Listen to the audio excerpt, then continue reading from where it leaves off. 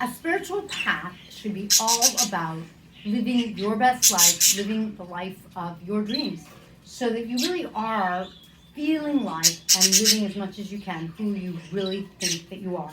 It doesn't mean you don't do things that you may not love, but it means that you live with great intent. Hi, I'm Kalyn, and I've been a teacher of spirituality for nearly 20 years, and right now I am the victim of a vampire who just bit me. But she didn't draw blood, so maybe I can't quite call her a vampire.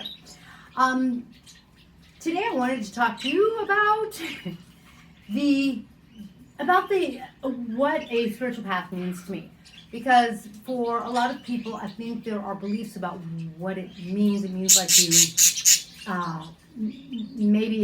I don't know, like it can define all sorts of things in your life. But to me, it is actually living by your own definition, living by the law of self, which is more dominant than the law of attraction, which is why the law of attraction doesn't always work. The law of self says that you are here to raise your karmatic energy, and my definition of karmatic energy is different than most people's, and to really be who you are, expand who you are, and be loved by your source energy. So, in order to be who you are, live those dreams, expand and live by who you are and be loved by your source energy, you have to live the life of your dreams. For me, that means being the victim of a vampire. It means living in a place that I really like. I live in Florida. I really like it here. Some people who live here complain that it is too hot and humid, and that's true part of the year, but I find that that's true in a lot of places during the summer. And so I love Florida because I like the weather. I like not having a snowy winter. And it turns out that it's really easy to find parrots in Florida. And as you can see, I have some parrots. I love my parrots. Being on a spiritual path means that you're really developing who you are, and you become a creator, like the creator, or a co-creator, when you are really creating.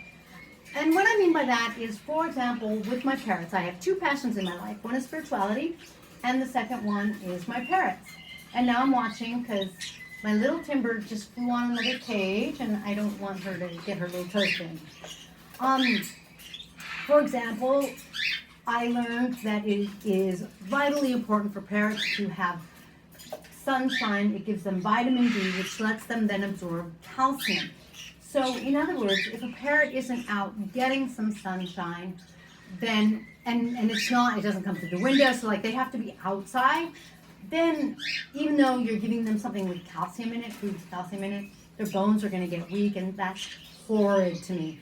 So I have created a system where I drag my parrot cage out, and I rotate who's outside so that they get sunshine. It doesn't sound like a big thing, right? But I mean, I've created other things. I've created systems for my birds. I've created how I feed them. I've created perches, all sorts of things. I've created little privacy screens made out of wood for them because it is genuine within me. It's authentic to me. It's a passion. It's what I love. And my spiritual path has helped me develop myself so that I can really authentically tap into what's significant to me. I can authentically work on it. I can authentically expand it. I can authentically live it. And I do. I live my birds. I wake up in the morning. I feed any babies that I have. Throughout the day, I go around taking care of them. I make them breakfast. I make the humans in my house breakfast.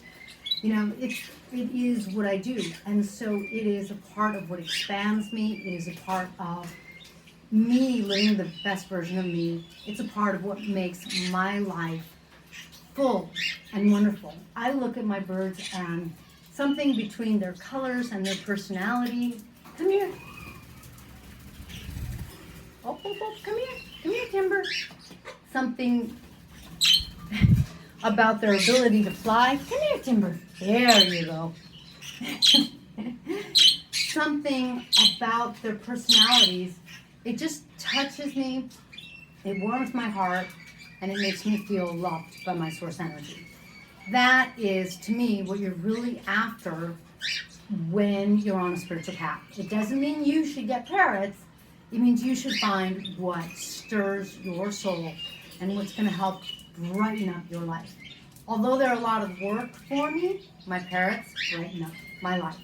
Here's to you finding what brightens up your life.